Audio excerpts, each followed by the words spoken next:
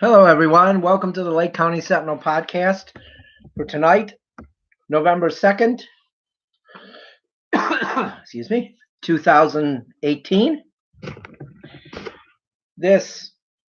I decided to forego the theme music tonight and just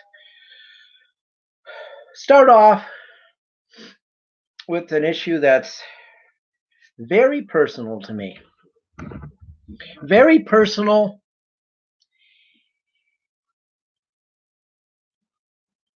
And just horrible to me. The way parents act in high school sports. Where do I begin? I don't know. I'll begin with, I've lived in the city of Wickliffe pretty much my entire life. Grew up here, graduated from Wickliffe High School. Proud that I graduated from Wickliffe High School. Very proud of it. I'm a proud Blue Devil. I will always be a proud Blue Devil. But I am not proud of the culture that now inhabits Wickliffe High School sports. I would have to think that it's maybe this way in a lot of places, but that doesn't make it right.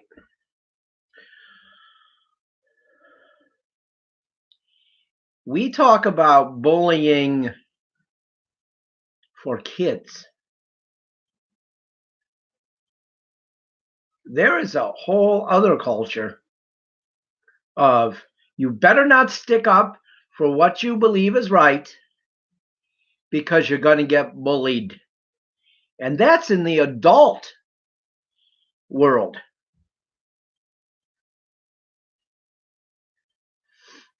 But you got different kinds of bullies. You got the bullies that bully you and act like, oh, we're just joking around. And they laugh at your expense. Then you got what you have in Wickliffe is you have a culture of if you don't hang out at the bar and you don't go drinking with us, you're not part of our group. Therefore, we're going to make fun of you. That's what it is in Wickliffe. If you don't go and drink, you're an outcast. Well, you know what? I am sick and tired of the hypocrites in the city of Wickliffe, parents acting like they are better than you. Sick of it. The parents in Wickliffe, there's a lot of nice ones, but there is a whole group that are the worst human beings I have ever met in my life.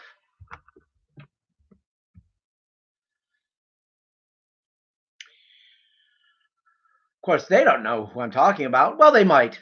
Well, they'll know who I'm talking about by the end of this. You know, you got the ones that act like they agree with you on politics, but they'll only message you privately, and they'll tell you stuff to say. They'll tell you stuff to say because they don't have the guts to say it. But then when they laugh at you and they make fun of you on Facebook posts, and then he acts like he's your buddy when he sees you. Or, you know, there's another one. Guy who didn't agree with an economic post that I posted. Called me the worst human being he ever knew. Well, I consider a bad human being a guy that stabs a fellow coach in the back texting when there's an argument going on with an ump and making it into much worse than it is. That's what I consider a bad human being. That's a bad human being. That's a backstabber if I ever heard of one.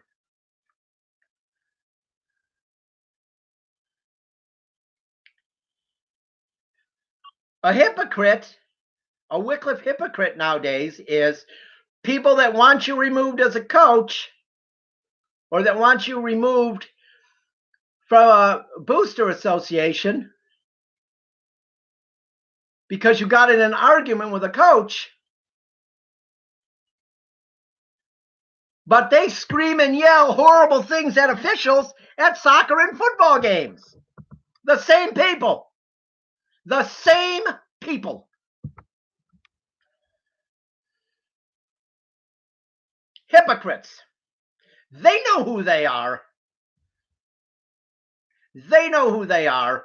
You know who you are. You're the worst of the worst in Wickliffe.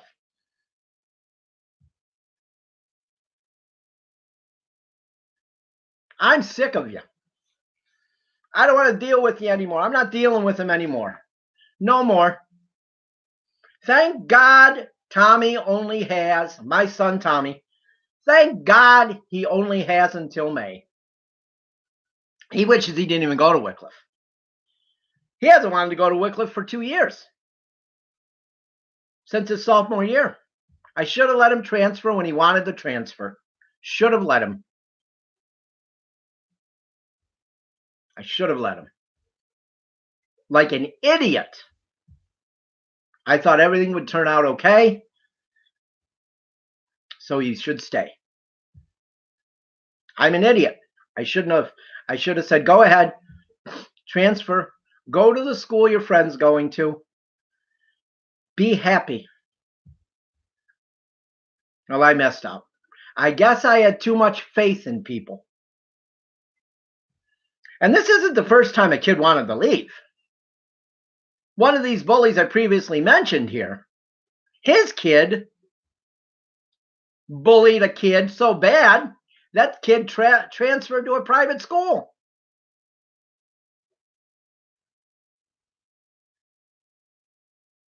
Good football player too.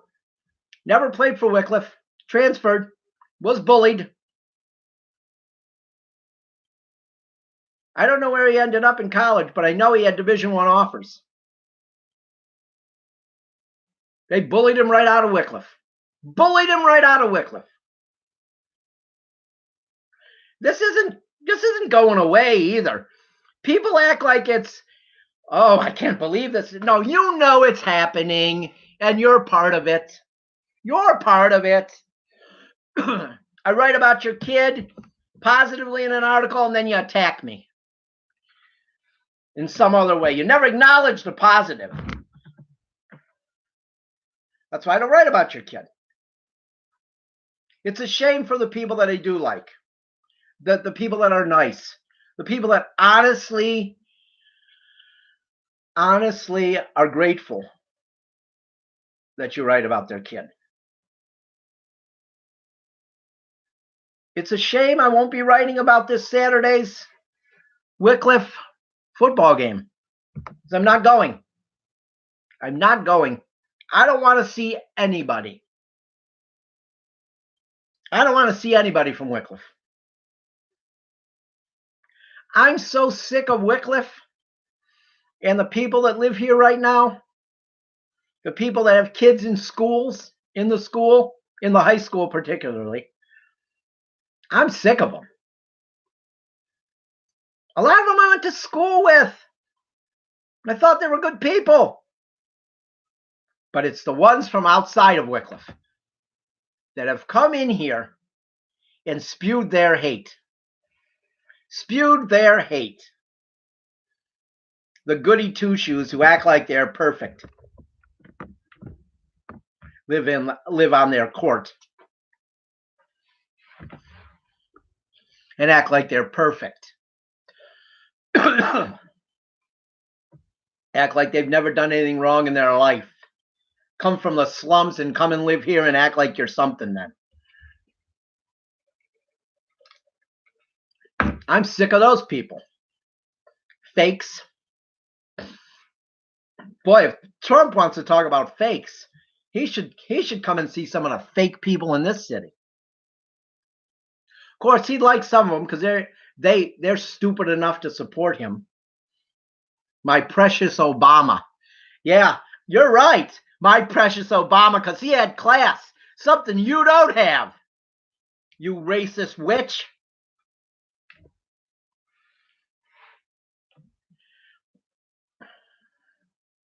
I'm sick of you people. Your husband couldn't handle the damn team. That's why I had to send the kids out of the dugout, because your husband couldn't handle the team. I know why it started. I know why you can't stand me.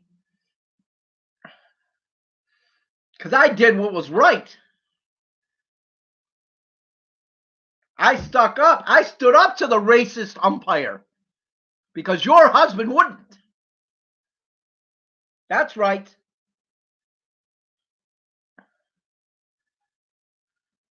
I'm disgusted by it. I'm disgusted by when in Wickliffe you do the right thing and people treat you like garbage. And the friends you thought you had don't go to bat for you. They blame you. Well, screw that. I'm done with that. I'm done with it. I wish the football team the best tomorrow. I hope they can win. I hope they can beat LeBray. It'd be awesome if they could bring the win back to Wickliffe. So many good kids on that team. So many. A bunch that my son has played with since he was little. They played together in the youth football league here in Wickliffe. The one kid, I knew he was going to be a star when he was a little kid. And now he may go to Division One college. He's going to play in the Blue-Gray Bowl.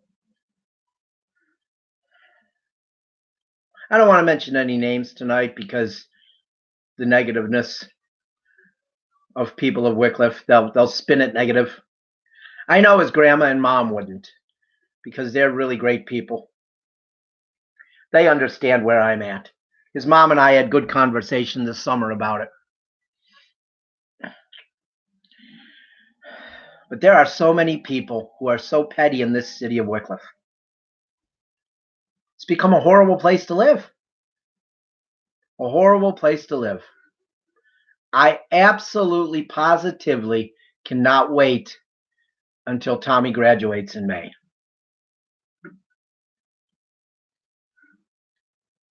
Then I'll never have to see any of them again, hopefully. Or if I do see them, I can tell them exactly what I think to their face.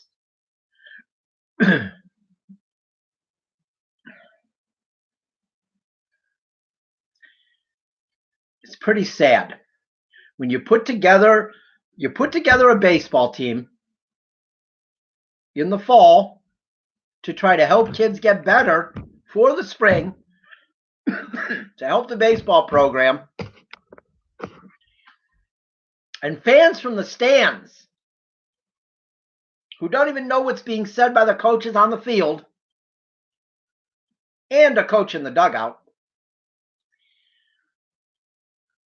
spin it around and make it something it wasn't. It was a good thing I talked to the umpire 2 weeks later who was involved, and he told me that it was all blown out of proportion. Of course, he told somebody who matters that too, but it won't be told to these people. It's pitiful. It's pitiful. I've tried to do the right thing. Not only had my son in mind, I would do what's right for the whole of a program.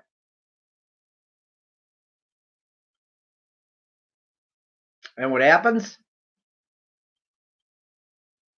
I get crapped on. Nobody wants to hear the truth anymore. Do people not understand that when you heckle somebody horribly, that it might affect them for longer than just a post? I'm going to be honest here. And of course, these hateful people will be glad to hear this. They will. These hateful people in Wickliffe will be, they'll be overjoyed at this. I haven't slept good. I have not had a good night's sleep since all of that happened in the baseball game. And they turned it into a much bigger problem than it actually was. I haven't slept good.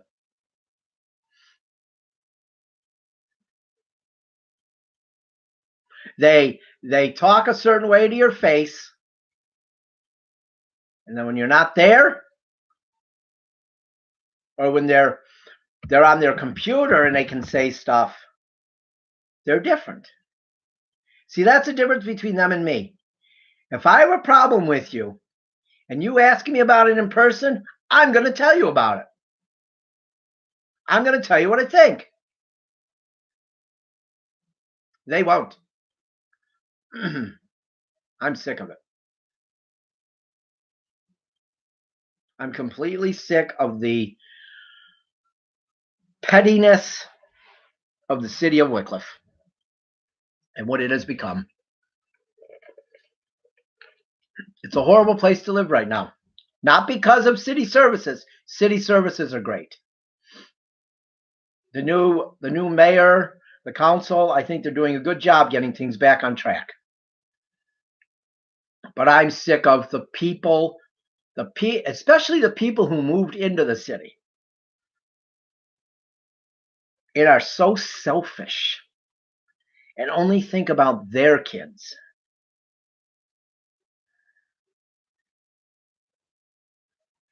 You're not fooling anyone. Everyone knows you're two-faced. Everyone knows you're two-faced. That's what we have in Wickliffe. We got a bunch of two-faced people. They'll say something to you, then when you walk away, they'll talk about you. Or a guy that'll pat you on the back and said, you did a good job, while he's holding the knife in his other hand. You know who you are. You know exactly who you are. And I'll tell you what. I'm not getting involved in your pettiness anymore. I am done.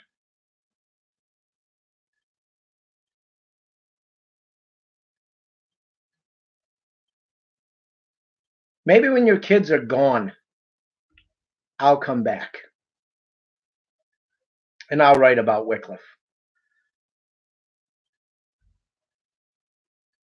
But I will write about teams your kids aren't on. I will. But I'm surely not going to write anything good about your kids. Because you never have anything good to say about mine. And you just obstruct. 2 years while I was president, you obstructed. Everything I suggested, you obstructed. Every single thing.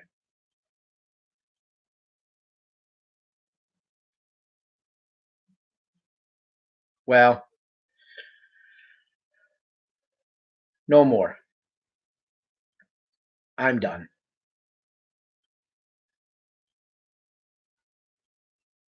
Let's move on now. Let's move on to the Cleveland Indians. There were some different reports today that the Indians are listening to trade offers for some of the bigger players on the roster.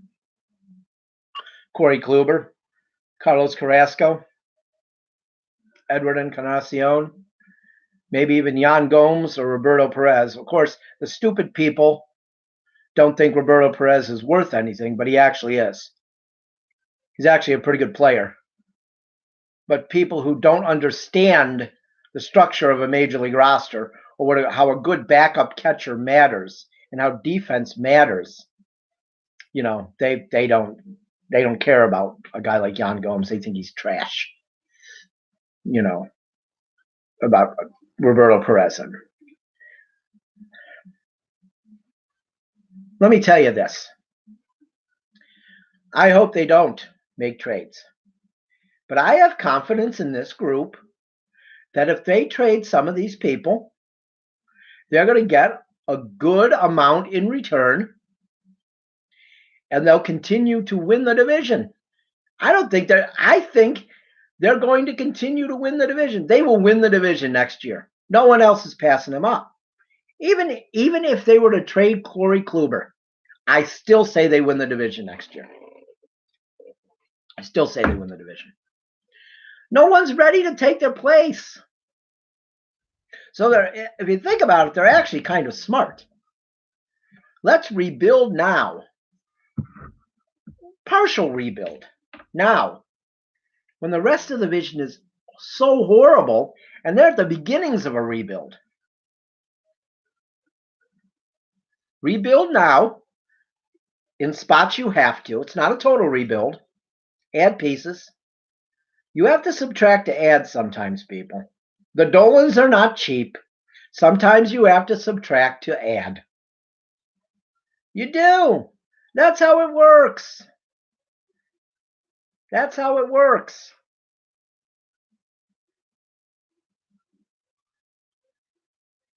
So I hope they don't make these moves, that were reported today, that they were reported in an article by Buster Olney on ESPN.com. That's one of the, it does kind of worry me that Buster Olney reported this, because Buster Olney is a very respectable writer, and his sources are very good. Very good. And he's one of the people that picked the Indians to win the World Series this year. So it's not like he's going to write stuff about them, and say, oh, they're horrible. They're a horrible organization. Because everybody and anybody around baseball knows that they're actually a real good organization. They're one of the best organizations in baseball. They really are. So I think that, they may trade somebody. You're going to have to trade somebody to get better in certain positions. And look, we know right now that they could use a third baseman. They could. I don't know. Is Yandy Diaz ready to be the third baseman every day? I don't know. I hope he is. But they may feel the need that they have to trade for one. Eric Gonzalez. Is Eric Gonzalez the utility answer? I think he is. Do they have enough in the outfield right now? Especially if they're going to let Michael Brantley go. Do they have enough? I don't know. Are you comfortable going? Are you comfortable going into the season next year with Tyler Naquin in left, Bradley Zimmer in center, and Greg Allen in right field? I mean, there are worse outfields in baseball. There are definitely better outfields in baseball than that, but there are worse.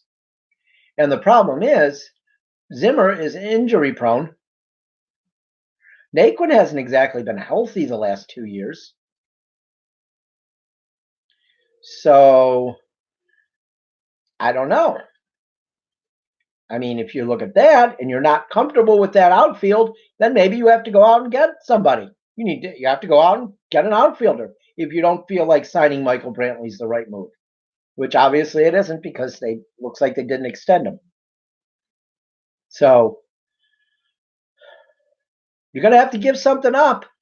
That doesn't mean you're blowing it up. I hate that term. Blowing it up. You trade a couple players and you're blowing it up. That is such an overused term in sports.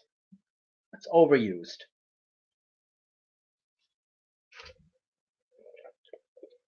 I mean, we'll see what the Indians do. I have a lot of confidence in Chris Antonetti and Mike Chernoff. I think Terry Francona has a big say in player moves. I have a lot of confidence in those three guys. So I feel like they'll make the right moves.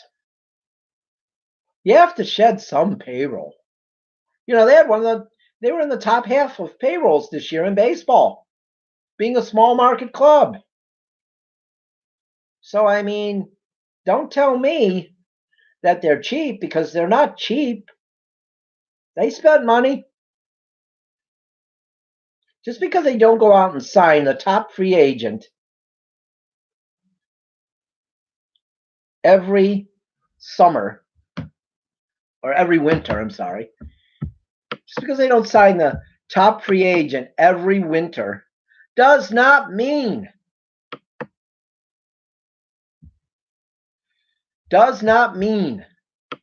that they are cheap. It doesn't.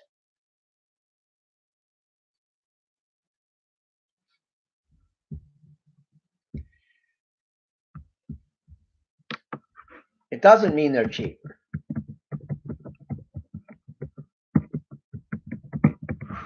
What it means is they have to, at some point, look to the future. Okay? The future is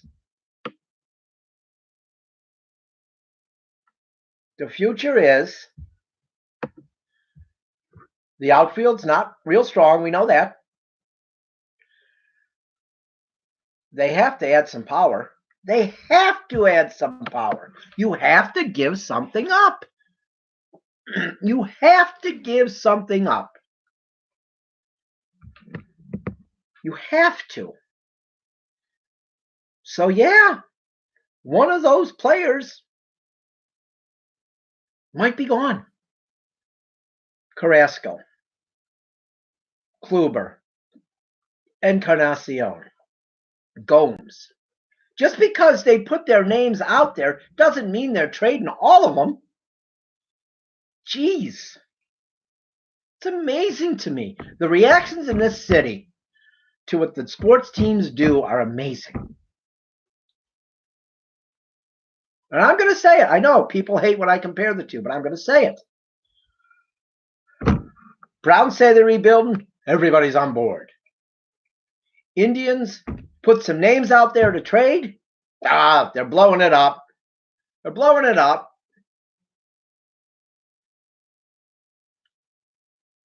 I don't understand. I don't understand. The overreaction in Cleveland to what the Indians do, nothing's ever positive. People always look at it negative.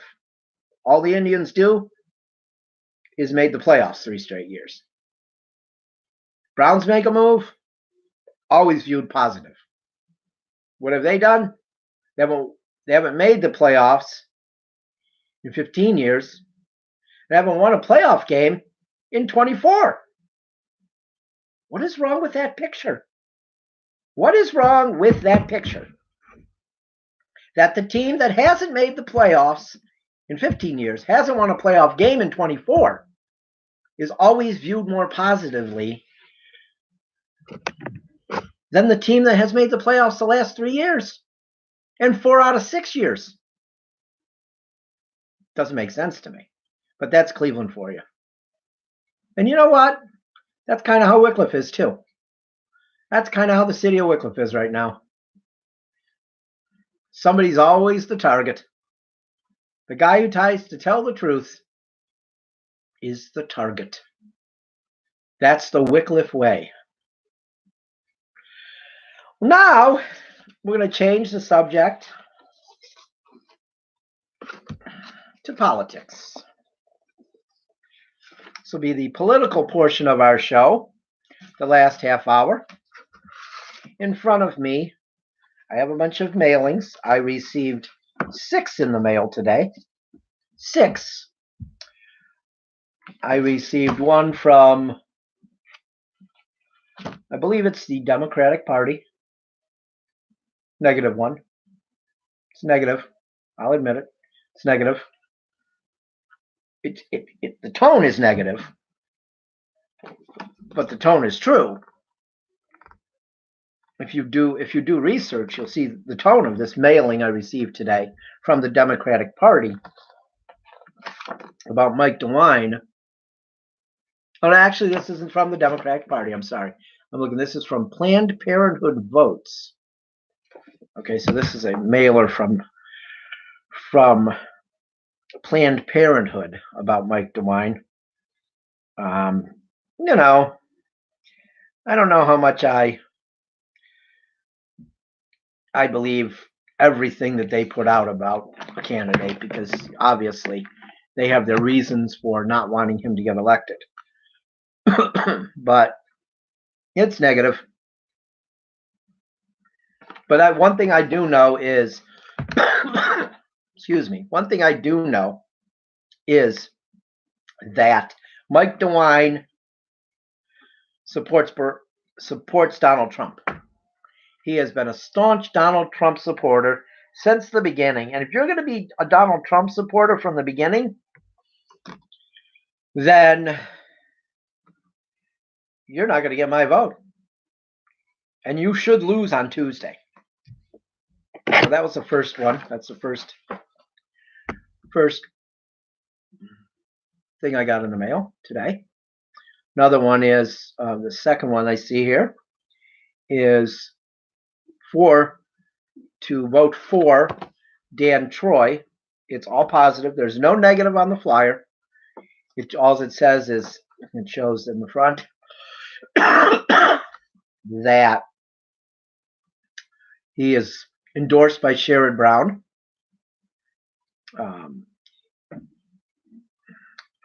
Largest property tax cut in Lake County history. He voted for. That's what it says. I cannot be 100% sure that that's true.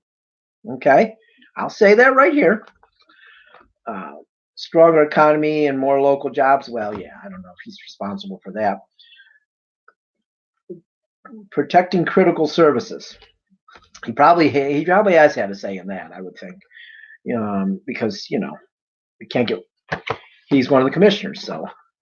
But I mean, there's a lot of groups here that support him. And I really hope that he gets reelected. I think he's done a good job for a lot of years. And I've said it before. I didn't think that we need a lot of change in the Lake County government, but of course, some people think we do.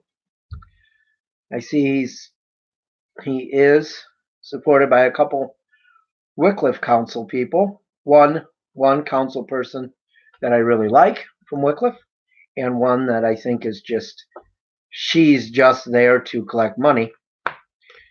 But they support him, and then he has support from a lot of council members in a lot of cities in Lake County. So he obviously must be doing something right if a lot of these people support him.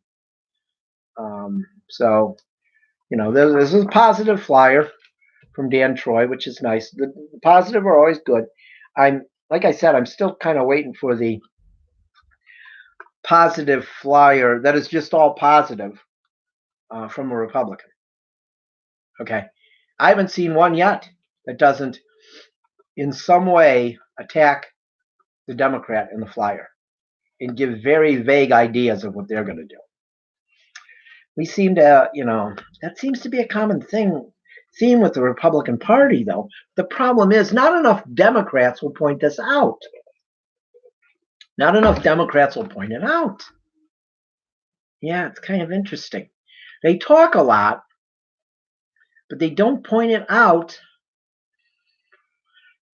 They fear losing their jobs.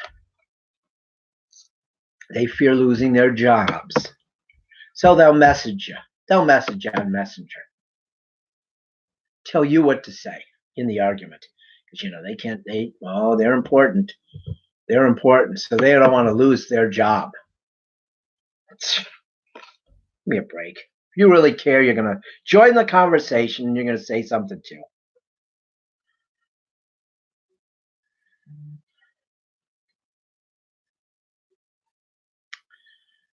This next flyer I'm looking at here is for Judge.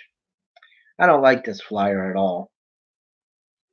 I have to agree with a guy I don't agree with much politically, but I don't like judges being endorsed by certain political parties.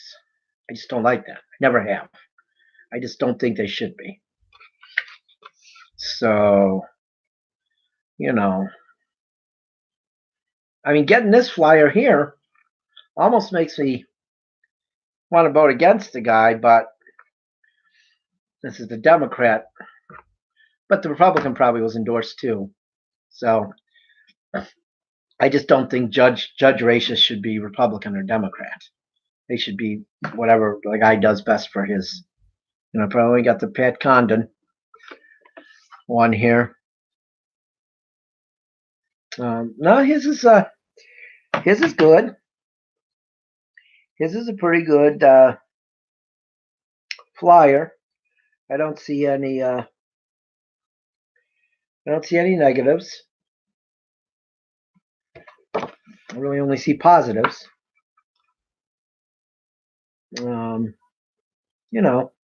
That's nice. I like that. I don't like the negative ads. I'm really sick of the negative ads. People will say, "Well, geez, you're negative." You come. No, I'm not negative. I try to be positive, but people make me negative. People make me negative by lying. When you lie, I'm going to come back at you hard. I'm going to come back at you hard when you lie. During campaigns when you lie and you say job numbers are fake. And now you're touting the job numbers.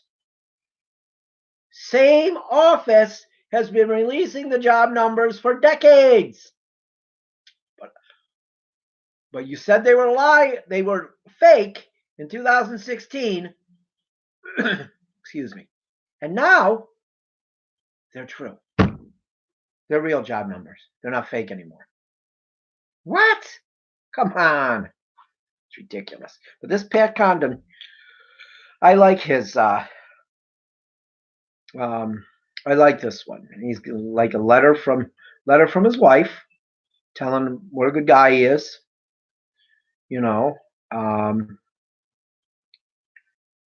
And I think he's a Republican. I'm pretty sure, but I like it. I like if it's true, which I have to believe it is.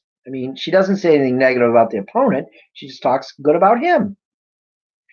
And if it's true, then I might consider voting for the guy. I definitely don't judge. I definitely don't vote for judges by party. That's no way.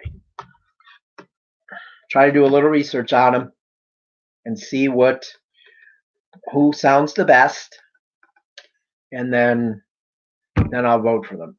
Believe it or not, I do not vote party lines. I don't. I sound like it here, I think. I really do. I sound like it here. But I don't vote party lines. Like I've said in the past, I voted for George Voinovich numerous times. Numerous times. For governor both times. For senator. Voted for him. Would have voted for him again if he had run. Was very disappointed when he didn't run. Because he wasn't a guy who was always going to vote Republican in the House or in the Senate. He was going to vote for what was right. That's why I like George Wickliffe. He voted for what was right. Did he have some policies that I didn't care for? Well, of course he did. But so did some Democrats. But for the majority, I felt like George Voinovich was a guy that I could vote for and my conscience would be clear. because he was a good guy. He's a good person. Stephen LaTourette, I think, was a good person. So those are two Republicans I voted for. So I don't have a problem voting for a Republican if they're a good guy. Crap. The majority of the city hall in Wickliffe right now is Republican. I voted for all of them. Campaign for a couple of them last time. I sure did. Republicans, I campaigned for them because I thought they were right for our city, and I thought they'd do the right thing. Somebody like Ron Young, this guy, come on. This guy is horrible.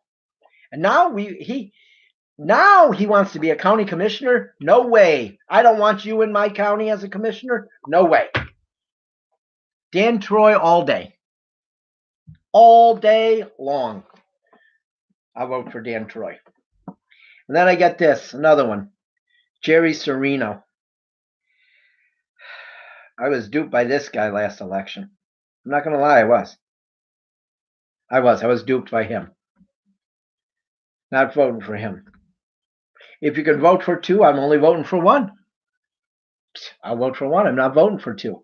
If those are the three running and two win, well, I guess we're going to be stuck with one of the two.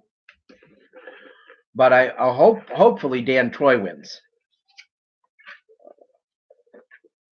Let's get back to these job numbers. During the whole 2016 campaign, Donald Trump said nothing but the job numbers were fake. When the job numbers were released each month, he said they were fake. He did. Every month, he would say, those are fake numbers. They're not the truth. Don't believe those numbers. They're not the truth. That's what he would say. When the Bureau of Labor Statistics, a nonpartisan group, would release the job numbers, he would say they were fake. They still release the job numbers. The Bureau of Labor Statistics releases the job numbers still every month. But for some reason, starting in February of 2017, Donald Trump believed the job numbers were real. All of a sudden, they were real. Wow. Amazing how that seemed to happen. And his supporters took it hook, line, and sinker, and they will argue with you about it. Actually, they won't argue with about it. They're silent on that one because they have no defense. They have no defense. You bring it up, they know they look stupid. They know they look stupid when you bring it up. So they are silent. They don't say a word.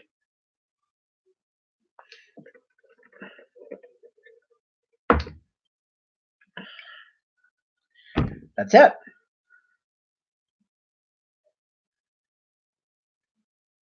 They don't know what to say. They're speechless. Nothing better than making a Trump Republican speechless. Oh, they're going to be speechless Tuesday night. Starting about 7:30. They'll be speechless. Because this isn't going to be like 2016. People are not just saying, oh, we don't have to vote because our people will win. No. People are going to vote this time. I'm going to predict right here that more people vote. It'll be the first time in history this happens. I'm going to predict more people vote in this off year of 2018 the non-presidential year, I'm going to predict more people vote in this election that will have ever voted before. I'm predicting that more people will vote in this election than voted in 2016 in the presidential election. I'm going to predict it goes over 130 million. I'm going to predict it goes over 130 million. And then we're going to see who the real majority is. We're going to find out that 63 million, the false majority, is not the real majority. We're going to find out what the real majority is. And I don't think Trump and his supporters are going to be very happy when they wake up on Wednesday morning. I think they're going to be sickened by it. I think we're going to finally begin to take the country back. We're going to finally begin to take the country back on Tuesday. We're going to get our country back to where it should be. And that's civility. Civility. I'm going to go as far to say, I think, even though she shouldn't have said it, I think the Democrats will get the House back. I don't think Nancy Pelosi should have bragged about it already. Bad move. Bad move. That's what was the problem in 2016. You bragged and then nothing happened. Nobody turned out. So Hillary Clinton lost. But I think they're going to get the House back for sure. I really do. And then I think the Senate, I think it's in play. I don't think it was in play. I thought the Republicans, a month ago, if you would have asked me, I would have said, I think the Republicans will keep the Senate. Now, I'm not so sure. I think they may lose the Senate. I think the Democrats could take control of both. I think they could take control of both. And that stops Trump and his hate in his tracks. It stops him in his tracks. He could try to sign executive orders, but for the real hateful things that he wants to do, he can't sign executive orders. Even though he thinks he can. He does. He thinks he can. He thinks he can sign an executive order for anything. He doesn't realize that he can't. You have to be smart to realize your limitations. It's one thing he has. It's one thing he has in common with a lot of his supporters. They're not very smart when it comes to common sense thinking. They think with hate mostly. So, I think that Tuesday is going to be a big wake-up call. You're going to see a lot of Trump Republicans wake up Wednesday morning very, very, very unhappy.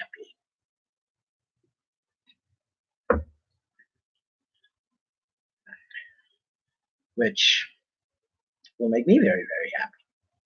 Because they've made us miserable for the last 2 years. So now it's time to make them miserable.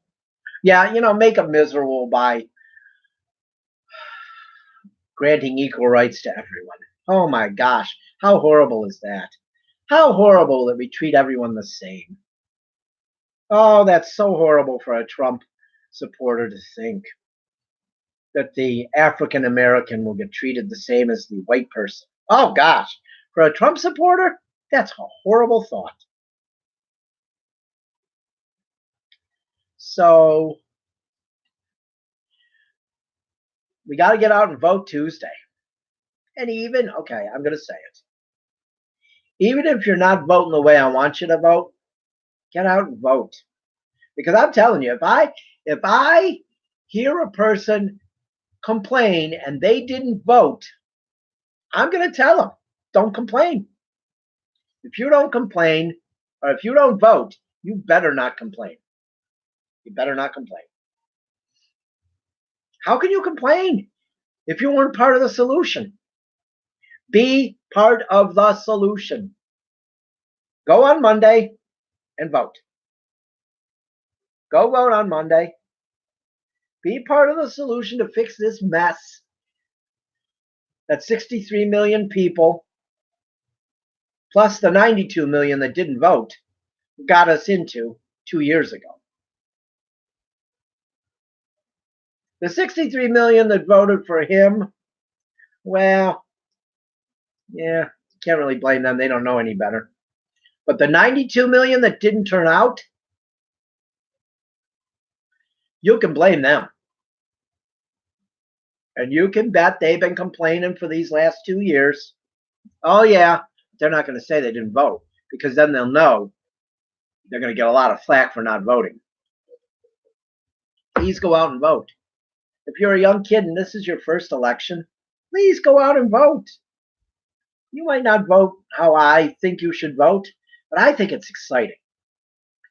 I love election day. I do. I love it. I love going into that voting booth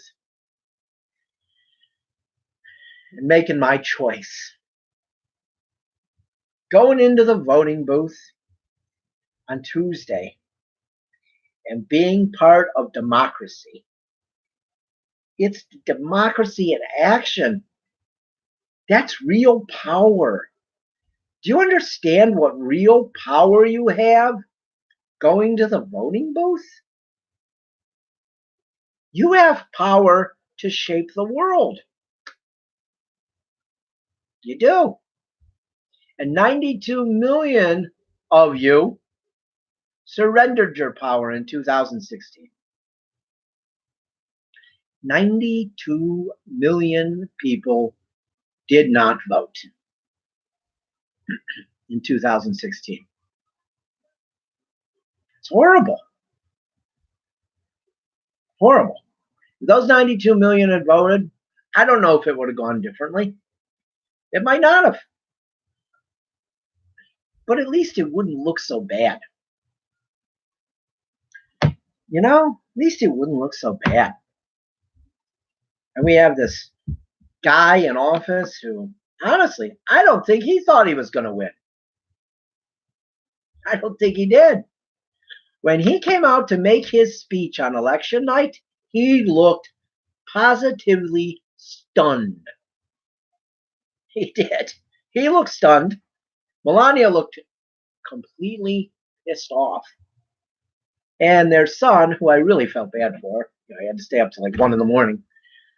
He looked like he was going to fall over. He was so tired. I feel bad for that kid.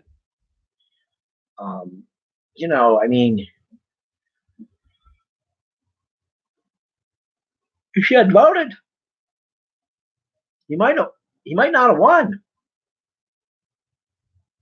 But you didn't vote. We'll never know. We'll never know that if you'd gone and voted nearly 2 years ago, we're about 727 days from when you failed your duty as an American citizen. Please don't fail this time. Please go vote.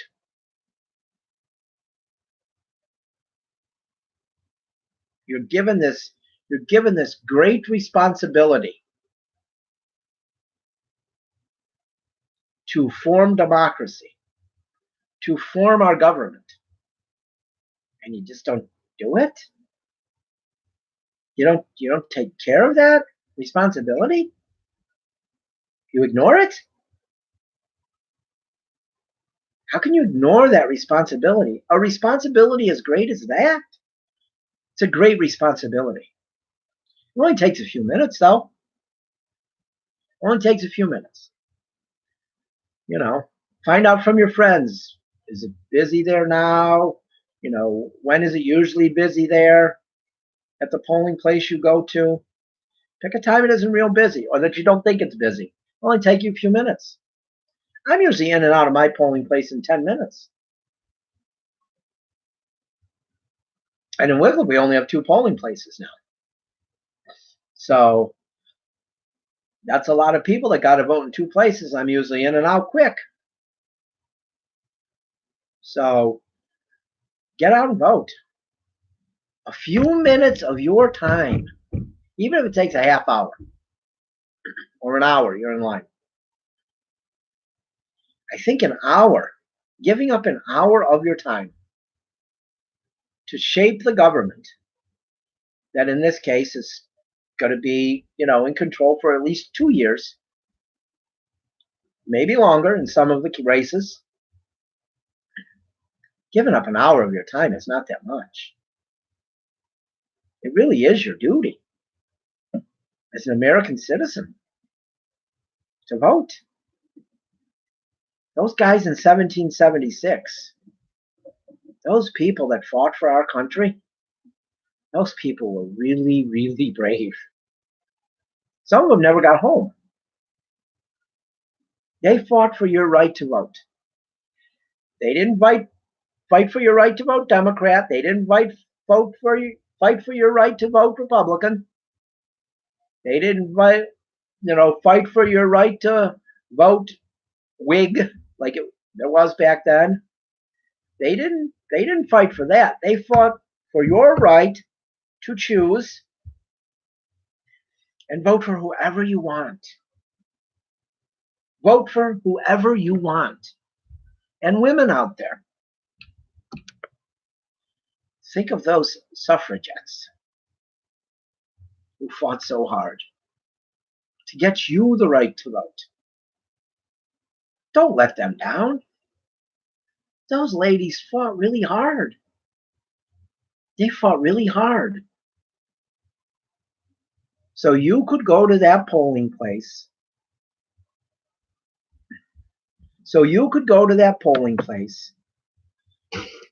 On Tuesday. They fought so you could go to that polling place on Tuesday. They did. They want you to go to it. They want you to go and vote and say,